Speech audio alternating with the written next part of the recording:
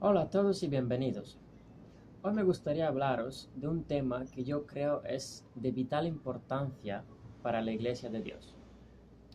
Pero antes de empezar, quiero hablaros un poco de mí. Me llamo Juan y no pertenezco a ninguna denominación, a ninguna organización cristiana. No soy pentecostal, no soy bautista, no soy católico ni ortodoxo, porque creo que la Iglesia de Dios es una, como la podemos leer en Hechos de los Apóstoles. Por lo cual yo leo la Biblia tal y como es, busco a Dios, al Espíritu Santo, para comprenderla y para vivirla. Y por eso, para mí es muy importante que la Biblia esté bien traducida y que sea disponible para todos.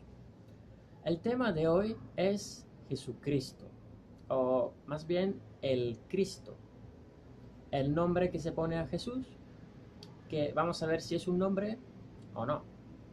Es un tema que es importantísimo y que muchos de vosotros seguramente conocéis, pero por lo que he visto por los años, hablando con diferentes personas, he visto que aunque muchos sepan lo que significa el Cristo, no le dan la importancia que yo creo que tiene. En el vídeo de hoy vamos a investigar un poco de dónde proviene la palabra el Cristo y su significado, si tiene un significado o no. Y por supuesto vamos a preguntarnos por qué no está traducida en nuestras Biblias. Para hacer esto tenemos que saber en qué idioma fue escrito el Nuevo Testamento.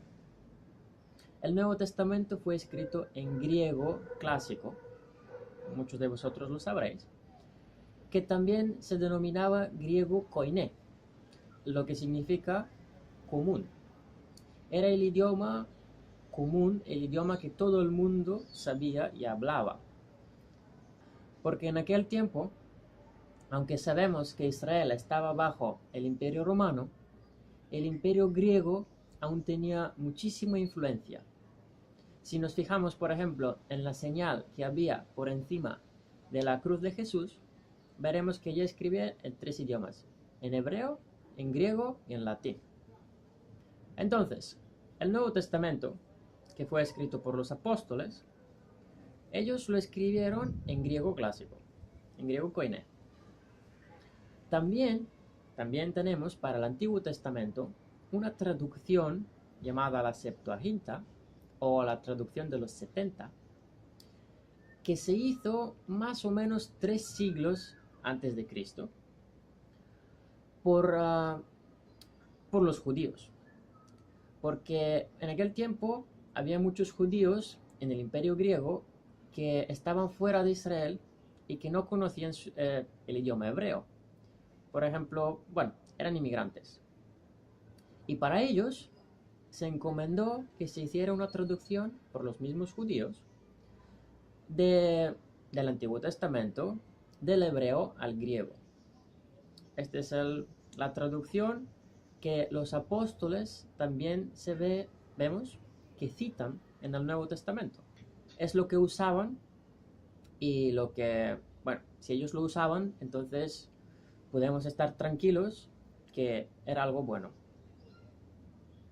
Al empezar a leer el Nuevo Testamento, en el primer capítulo de Mateo leemos: el libro de la generación de Jesucristo, hijo de David, hijo de Abraham. Bien, pero si ahora abrimos el texto griego, por ejemplo, el Textus Receptus, que es el denominado texto aceptado por la Iglesia en aquel tiempo, del siglo XVI, más o menos, leemos lo siguiente: Bibus Geneseus, Isu Christu, Huiu David, Huiu Abraham. No vamos a estudiar todas las palabras griegas que hay en este versículo, pero nos basta con ver estas dos: Isu, Christu. El primero es el genitivo de la palabra Jesús, que, bueno, es Jesús. Y la segunda es Christou, que también es el genitivo de la palabra Christos. Vale, esta es la palabra la que en español se traduce Cristo. En realidad, Cristo es una transliteración de la palabra latina Christus, que es la transliteración de la palabra griega Christos. Y bien, entonces, los griegos le llamaban Jesús, bueno, Jesús Christos. Pero la pregunta es, ¿Christos tenía algún significado o no? Porque en español no lo tiene. En español la palabra Cristo es como un sobrenombre para Jesús, como un nombre familiar, como no lo sé, es algo que es como un título para Jesús. Pero ahora vamos a ver por qué en griego no es así. Vamos a ver primero el diccionario de griego clásico español. Aquí lo tengo, escrito por José Rabón de Urbina, 24ª edición de febrero de 2011. Es de la edición de Vox. Vale. Y buscamos la palabra Christos. ¿Qué nos dice? Adjetivo verbal de crio. Significado ungido. Crio es el verbo. Y si vamos y buscamos crio, lo que nos dice el diccionario es lo siguiente. Crio, tocar ligeramente, rozar, frotar, untar, embadurnar, ungir, bañar y teñir. Entonces, como vemos, Christos es un adjetivo verbal. O sea, es una palabra que en sí misma tiene un significado. No es un simple nombre, no es un título. En el Antiguo Testamento, en la Septuaginta de la que os hablé hace poco, también podemos ver lo mismo. Allí hay más de 40 veces en la que se menciona Christos. Y solo unas cuantas de ellas se refieren a Jesús. Bueno, entonces no tenía el nombre de Jesús, pero se refieren a él. Las demás se refieren, por ejemplo, a los sacerdotes en el templo, a Saúl, a David, incluso a un rey que ni siquiera era judío y es llamado Christos, el rey Ciro, en Isaías. Y ahora vamos a ver algunos ejemplos de esos pasajes. Pero antes de esto, me gustaría explicar que Christos en griego es la palabra que se usa, que los propios judíos, 3 siglos antes de Cristo, o sea, entonces no había cristianos, no había nada. En ese tiempo esos judíos usaron la palabra Christos para traducir la palabra hebrea Mesías. Mesías o Mashiach, que se supone que es la pronunciación correcta, es más o menos la misma palabra. También es un adjetivo verbal que proviene de un verbo que significa ungir. En español, ungir es un poco difícil comprender a qué se refiere, porque hoy en día y aquí en la civilización del oeste no tenemos estas costumbres. Pero si abrimos el Antiguo Testamento y leemos un poco las historias, veremos que ungir se trataba de ungir con aceite a un elegido. Por lo general era un rey. Por ejemplo, Samuel ungió a Saúl, a David. Entonces era un elegido de Dios. Uno al que Dios le daba su espíritu para hacer su obra. Bien, vamos a ver algunos de los versículos que usan la palabra Christos, que se habla de un ungido en el Antiguo Testamento. Primero, en Levíticos 4:5, leemos: Y el sacerdote ungido tomará de la sangre del becerro y la traerá al tabernáculo del testimonio. Bien, este versículo, si lo abrimos en griego, la Septuaginta, veremos que allí es usada la palabra Christos. Y si abrimos el texto hebreo del Torá, del Antiguo Testamento, también podemos ver que se usa la palabra Mashiach, Mesías. Entonces, esas tres palabras son la misma. Mashiach, Christos y, bueno, Cristo. En 1 Samuel 24:10 leemos: esta es la historia de cuando David huía de Saúl y se escondió en una cueva. He aquí han visto hoy tus ojos cómo el Señor te ha puesto en mis manos en la cueva. Y me dijeron que te matase, mas te perdoné, porque dije, no extenderé mi mano contra mi Señor, porque es ungido del Señor. Bueno, aquí David habla de Saúl, le habla a él, para él, y vemos que Saúl era ungido del Señor. En 2 Samuel 19:21 leemos: y Abisai, hijo de Sarvia, respondió y dijo, ¿no ha de morir por esto Semei, que maldijo al ungido del Señor? Aquí Abisai dice que David es el ungido del Señor. Entonces ya tenemos varios. Tenemos los sacerdotes del templo, o el sacerdote ungido. Tenemos Saúl, tenemos David. En otra ocasión, en 1 de Crónicas 16:22, la misma palabra se usa en plural. Dice, no toquéis, dijo, a mis ungidos, ni hagáis mal a mis profetas. Y ya en Isaías 45:1 es donde habla del rey Ciro. El mismo Señor dice que es su ungido. Así dice el Señor a su ungido, a Ciro, al cual tomé yo por su mano derecha, para sujetar gente delante de él, y desatar lomos de reyes, para abrir delante de él puertas, y las puertas no se cerrarán. Aquí vemos al Señor hablar acerca de un rey que no es judío, que no tiene nada que ver con el pueblo de Israel, y decir que es su ungido. Entonces claramente podemos ver que no es un título que es especialmente para Jesús, ni siquiera es especialmente para un sacerdote o un rey judío. Y ya hay otros pasajes, como en la Lamentación 4:20 o en Habacuc 3:13, de que habla de Jesús, del Mesías. Vamos a leer alguno. Saliste para salvar tu pueblo, para salvar con tu ungido. Traspasaste la cabeza de la casa del impío, desnudando el cimiento hasta el cuello.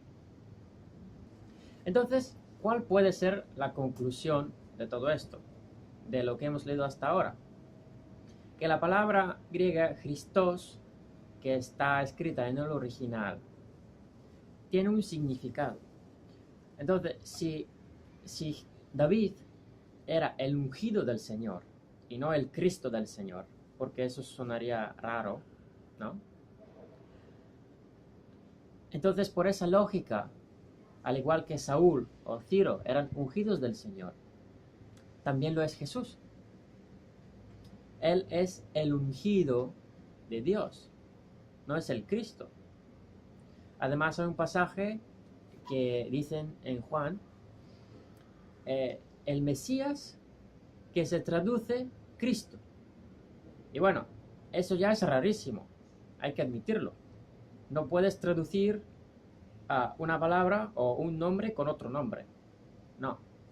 Pero si nos fijamos y abrimos el original, en griego, veremos que allí dice Mesías, que se traduce Christos, o sea, ungido. Ese pasaje está puesto, creo yo, en el Nuevo Testamento específicamente para que sepamos que Mesías y Christos es la misma palabra, o sea, uno es traducción de lo otro. Y si los apóstoles que escribieron el Nuevo Testamento traducieron la palabra del hebreo al griego para que se entendiera entonces yo estoy seguro de que nosotros también debemos traducirla por la misma razón, para que se pueda entender por todos. Porque Jesús no necesita títulos. Jesús lo que necesita son discípulos. Jesús necesita gente que comprenda su palabra. Y la revelación, el entendimiento que da el saber que Jesús es el ungido, es mayor que todo. Hay que entender por qué dice que Jesús es el Cristo. Porque allí dice que Jesús es el ungido. Y entonces, sabiendo eso, y ya leyendo el Antiguo Testamento y toda la Biblia, nos podemos hacer una idea de qué significa ser el ungido. Este es otro tema para otro vídeo, pero también es muy importante. Y nos queda una pregunta. Si decimos que esto es así, y que Jesús es el ungido y no el Cristo, que mucha gente lo admite, nadie dice que eso no es cierto, que Cristo no significa ungido. Pero si decimos que es así, la pregunta es, ¿por qué en todas nuestras Biblias dice Cristo? Jesús, el Cristo, o aún peor, Jesucristo, que se une en una palabra y eso no está. Y yo creo que una de las respuestas es la tradición. Como hemos dicho antes, la palabra Cristo en español proviene de la palabra latín Christus. Y sabemos que hasta el siglo XV-XVI, más o menos, el tiempo de la Reforma, la Biblia no se podía traducir en ningún idioma. Estaba solamente en latín, se predicaba en las iglesias católicas y nadie podía tener o leer la Biblia, ni aún menos traducirla. Y cuando por fin empezaron a traducir la Biblia en otros idiomas para que esté disponible para toda la gente, que sí es muy bueno, por alguna razón no podían traducir todo, no pudieron completamente traducir todas las palabras que tenían que traducir. Por la tradición y por la religión, por, no sé, por la influencia a lo mejor del catolicismo que aún no se había esfumado, pues dejaron muchas palabras. Como en latín habían dejado Christus en vez de, bueno, que habían dejado Christos como Christus, pues cuando traducieron en español hicieron lo mismo. Christus lo pasaron a Cristo. Nadie fue más allá. Nadie buscó realmente si esto tiene que ser así o no. En el Nuevo Testamento, Jesús es denominado el ungido. Esto es como un título, un apodo para él. Incluso algunas veces lo llaman simplemente el ungido, sin siquiera decir Jesús. Bien, pero ¿qué se hace en los idiomas, o concretamente en español, con este tipo de títulos? Por ejemplo, Alejandro el Magno.